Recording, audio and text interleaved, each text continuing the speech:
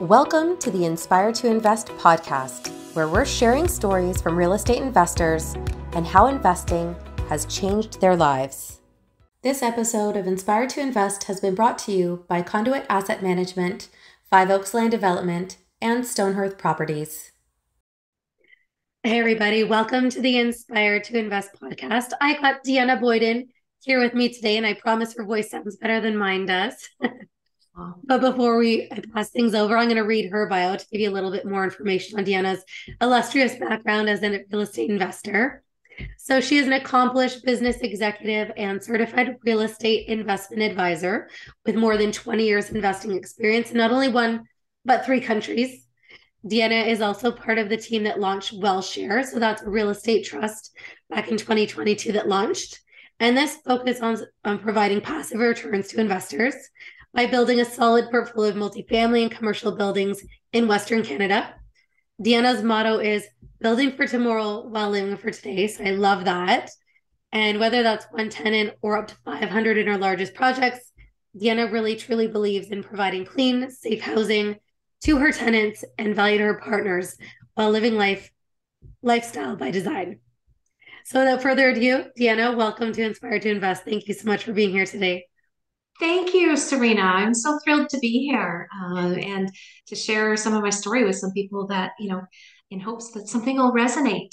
Yeah, absolutely. So obviously you're doing big things, but where I want to start is like taking it back to the beginning and what life looked like for you before you became a real estate investor. Okay, great question.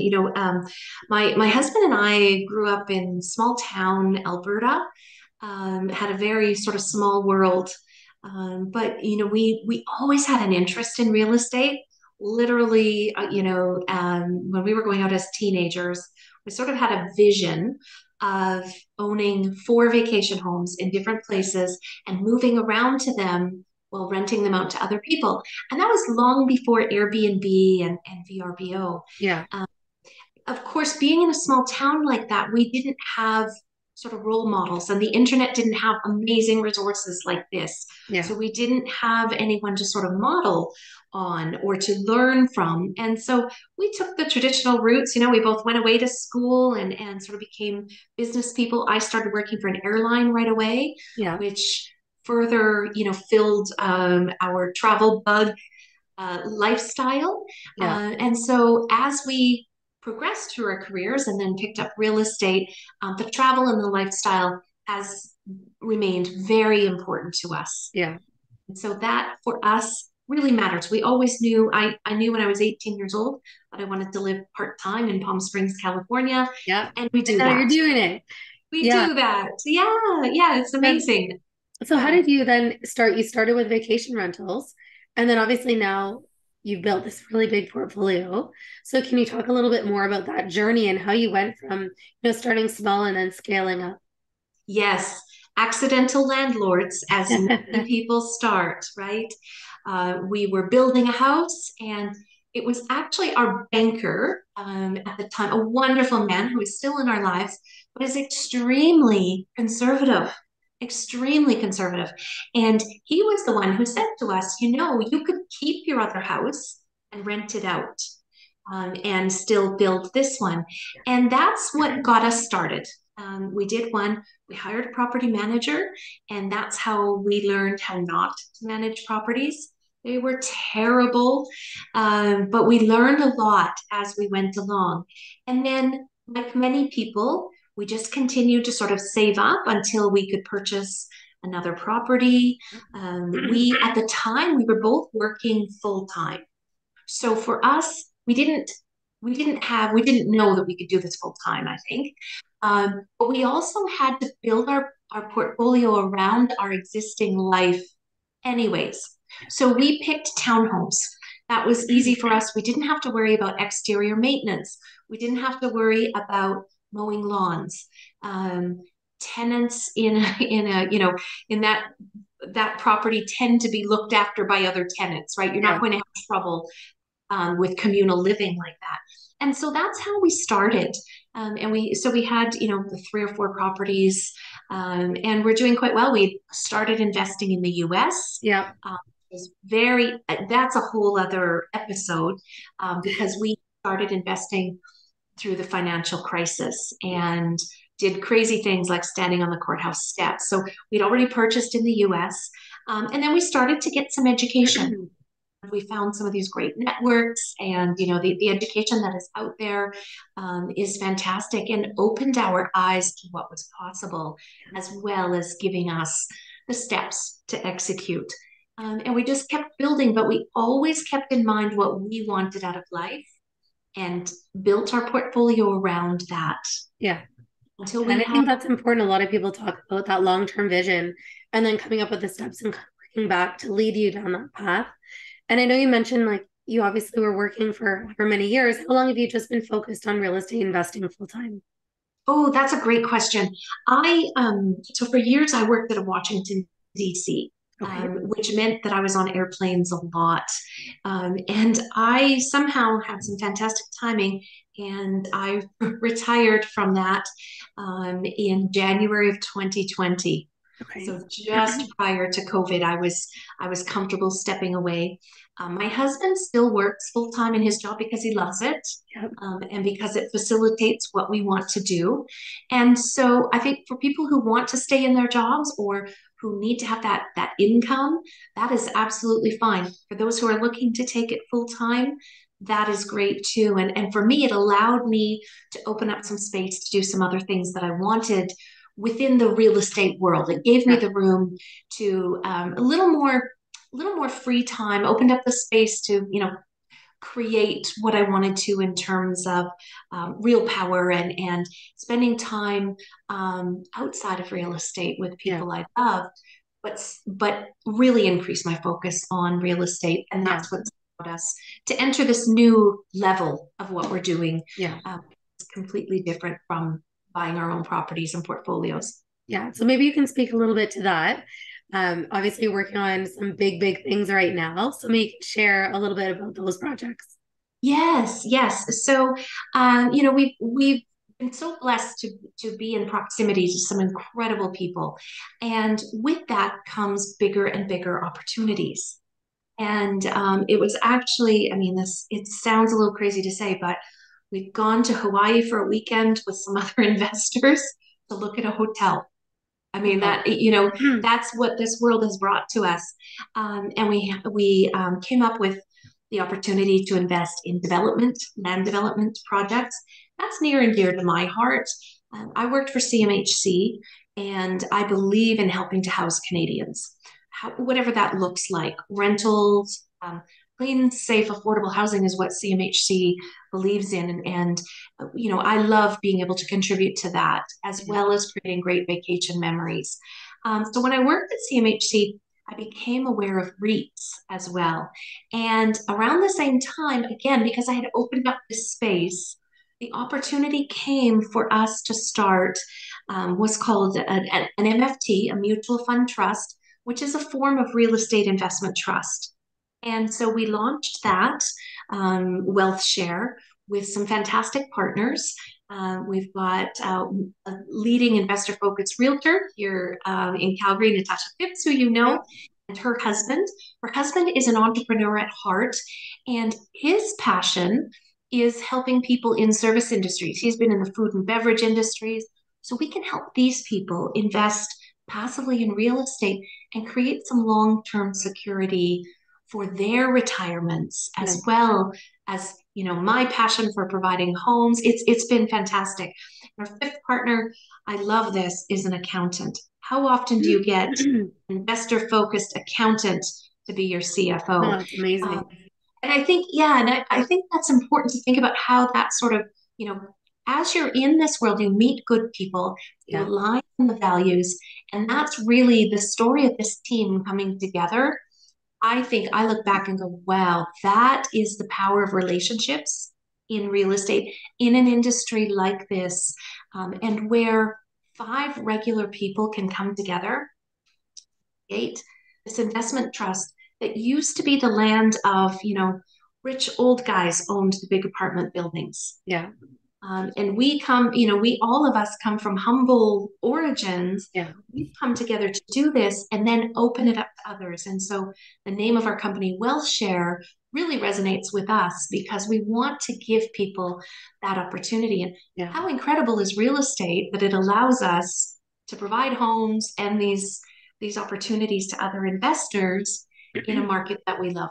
Yeah, no, that's amazing. And I think it's something that's really important is that oftentimes people look at real estate investors and think, well, I don't want to be a landlord. I don't want to put in that kind of work. But there are options to get involved, and it could be on the passive side. Like you said, if you have a job that you love, but you have extra money, you can invest it. And there are things that you can do that are in that realm. And to me, in my mind, I like the tangibility of that more than regular, like the stock market or a mutual fund or something like that. So it's nice to know that there are more of these things coming up that give people more options from an investment standpoint.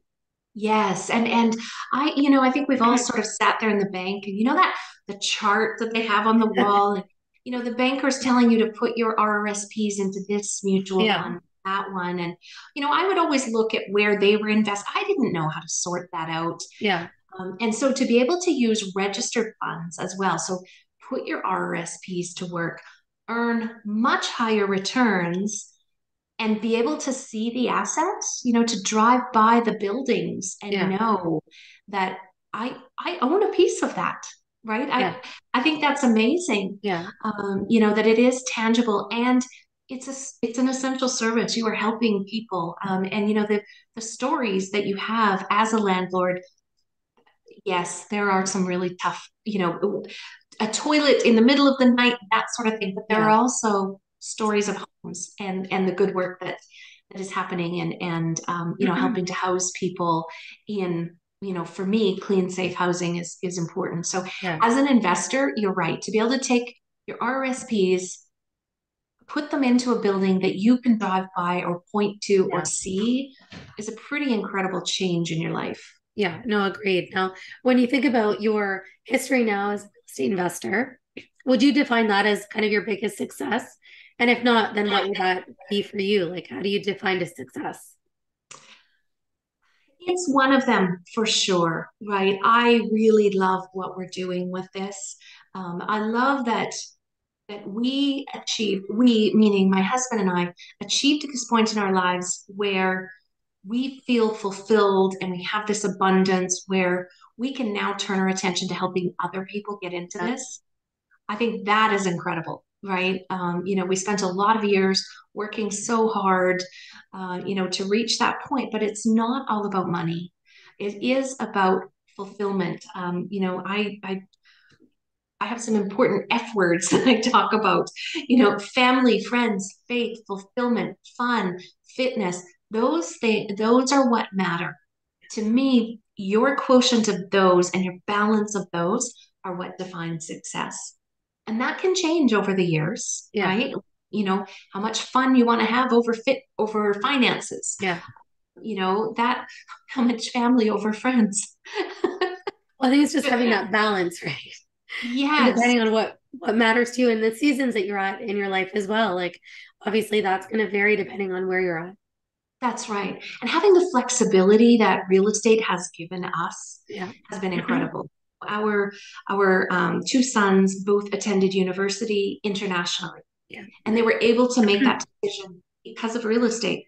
We were able to go visit them at those places because of real estate, not just because of the money, but because of the flexibility that it gave us. Yeah. My husband has always wanted to have a place in the Caribbean. And I don't think he imagined that we would own a small boutique hotel and have development land and all of that.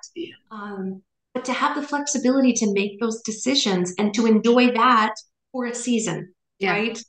For however long we enjoy working on that, and providing that place where people can make lifetime memories. Yeah.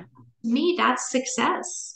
Right? It's freedom. It's being able to support the people that we want to support charities or to hire people or whatever it is that we're doing. To me, that is success, that level of fulfillment. Yeah, no, I love that. So now we're just going to take a really brief break, and when we come back, we're going to talk about the other side of the coin, which would be the challenges. Okay. Great. Thanks. We'll be right back. Time and time again, we see investors struggling to manage multiple projects effectively. We can help. Meet Conduit Asset Management. We assist real estate investors by bringing their property to highest and best use through consulting on every phase of their project, from initial due diligence review, project scope and management, all the way through to refinance assistance. With extensive knowledge of the steps involved in bringing commercial real estate projects to their highest and best use, Conduit can save you valuable time by knowing when and how to start key processes before they're needed. So why struggle to juggle multiple projects on your own? Let Conduit Asset Management help you make the most of your investments, maximizing your return on your real estate investment and minimizing your risk. Conduit Asset Management. Our homes are where we eat, sleep, relax, and play. I value transparency, integrity, and trust. If you choose to work with me, you can be assured that business will be conducted honestly and openly. Time is of the essence in this industry, so you can expect nothing short of quick, clear communication from me. I'll keep you informed every step of the way so you feel comfortable through this entire process.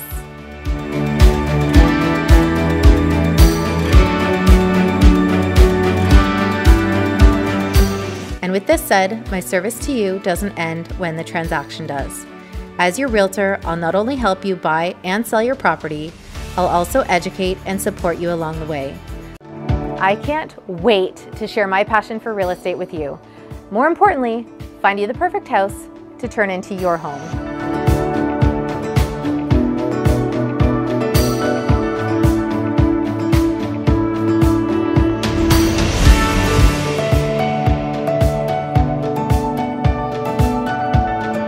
Stonehurst Properties and Five Oaks Land Development present the Stonehurst Mutual Fund Trust.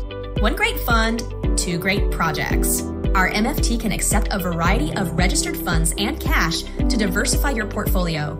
An MFT is one of the most tax-efficient ways to invest your capital and is widely used in real estate. Our MFT offers a competitive interest rate, flexible 2-year term, and a DIP option. Contact us for more info via email or by visiting shproperties.ca or fiveoaksld.ca. Hey everybody, welcome back to the Inspire to Invest podcast. I've got Deanna Boyden here, and she's talking about all of the F words that she's stacked, from family, friends, fulfillment, flexibility, and all the different things that real estate affords us in different ways. We talked about success and what that means to you. Now, on the other side of the coin, what does it mean when you look back and you think, well, what challenges that you've experienced, or what are the biggest obstacles that you've faced and how you overcame them to be where you are now? Such a great question. And I love that it's, looking back over time. I think as with any entrepreneur, any successful person, one of the biggest challenges to get over is your own mindset and to get that in order. Yeah. And you think about the word mindset. Every morning you get up and set your mind. And we've done a lot of work on that.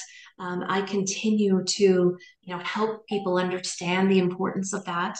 Because when you think about the level that some people achieve when they come from less than you have, they might have less advantages. We just heard a couple of great speakers at a live event, Alex Rodriguez and Grant Cardone.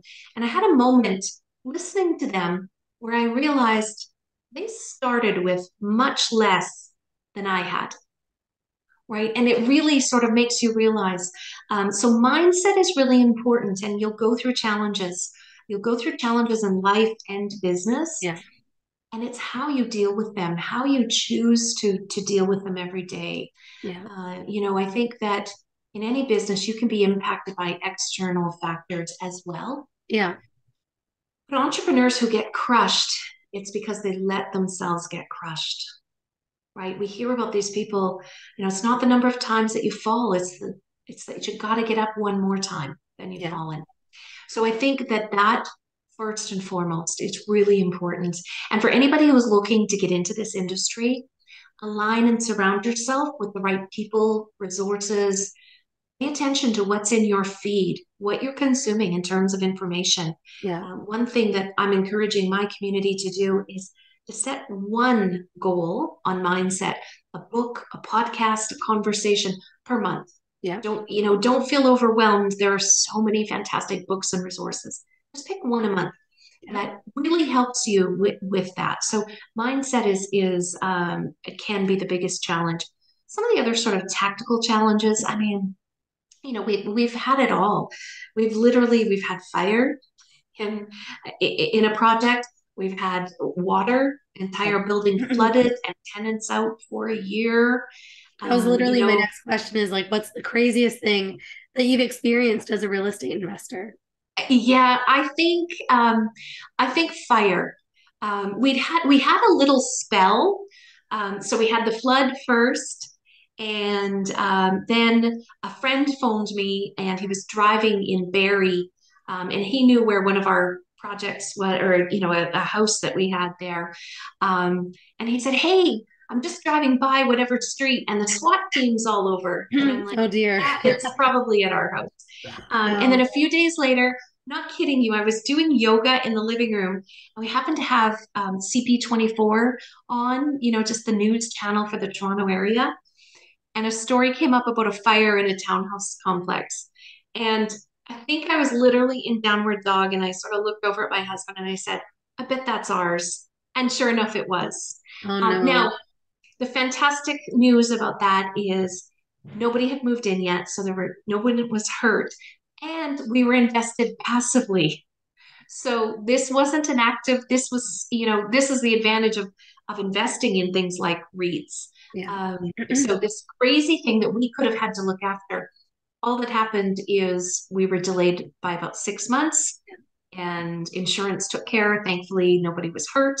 Yeah. But I think the fact that I was trying to do yoga at the moment that this fire came up on TV still makes me giggle. That's so But again, it was mindset, right? And the fact that we were there, we had a great team on the ground looking after that. And they did take care of it, and it didn't impact us as it could have. That's good. Now, in terms of advice, you obviously talked about educating yourself and surrounding yourself with great people. What's some of the best advice you think you've been given over your career as an investor? Oh, so many gems. There's always another bus coming. So take action. I tell people, take messy action. Don't get this analysis by paralysis. So don't be afraid to take action on something that's less than perfect, especially right now. Because if you find a perfect deal, let me know, because they're pretty few and far between right now. Yeah. So don't be afraid to sort of take that first deal that's a little less than ideal. But also, as you get going, if there's a deal that you just can't make work, the numbers don't quite work, don't forget that's not the last deal you're going to see. Yeah. So sort of two ends of the spectrum. Take action, even if it's messy action, but also don't be afraid. There will be more deals coming to you, for sure. Yeah, no, I think that's really wise, because sometimes people are in that mode of taking action and they just want to take everything. And then maybe they find themselves like spread too thin or over leveraged, whatever it may be. So I think you want to grow, but you also want to pace yourself. So I think that's really smart. Yeah, I think it's really important. I'm a planner, so I believe that we should set our revenue goal and then create the plan to create that. We have a board where we write our plan for the year. Yeah. And here's a piece of marital partnership type of advice. If it's on the board, my husband has to do it. Oh, there you go. If it's not on the board, I don't get to do it. Yeah. He can consider it, but that for us has been really good. It's helped us to focus.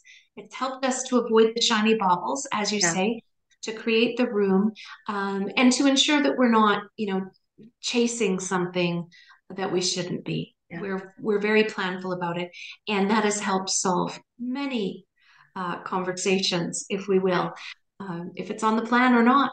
Yeah, no, that's smart. Now, obviously, you've had quite the career so far, and you've built this big portfolio.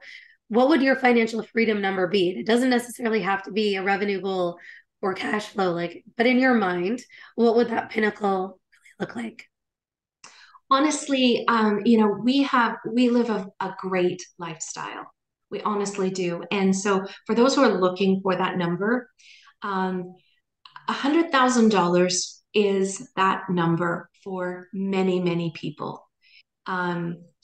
Whatever you are making in your day job is generally very close to what your number will be. because you have less expensive, but you have the freedom. I mean, we're not private jet people. We want to fly in business class on our vacation. Yeah. We love going to sporting events. Sometimes we want to have really good seats.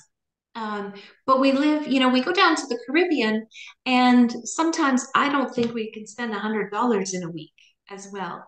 It is about that lifestyle. So just find out, what your number is. Like I say, it's likely what you made for that, $100,000. I'll argue that that's enough for anybody. I can show them how to live a pretty amazing life on that. So don't think you have to go for the private jet lifestyle. Yeah. If you want to, by all means, I'd love to ride on your jet. Yeah. Awesome. Well, obviously the name of this podcast is Inspired to Invest. So what quotes inspire you? Oh, the Maya Angelou sort of, when you know better, you can do better. I think that's really important in all aspects of our lives. It has been highlighted so much over the past few years. For me, that resonates. I love learning and I love trying to do and be better. So that one is really a tenet for me. I love that.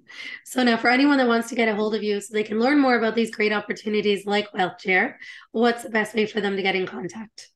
So they can contact me, Deanna at wellshare.ca. Right. How easy is that? That's so simple, and we'll include that along with your social handles below. Of course, for anyone out there that's watching, thank you for your time. If you like what you've seen, make sure you subscribe. I promise my voice will improve with future episodes. And you can also follow along at Inspired to Invest podcast. And remember, when you invest in yourself, the sky's the limit. Thanks for tuning in. Thanks to our sponsors, Conduit Asset Management, 5 Oaks Land Development, and Stonehearth Properties, for bringing you this episode of the Inspired to Invest podcast. The views represented on this podcast are for general information only and does not constitute investment or other professional advice or an offering of securities. The host and guests featured on Inspired to Invest make no representations as to the performance of any particular investment. Should you decide to make an investment, you are responsible for conducting your own review and analysis. It is recommended that you obtain independent legal, accounting, and tax advice from licensed professionals.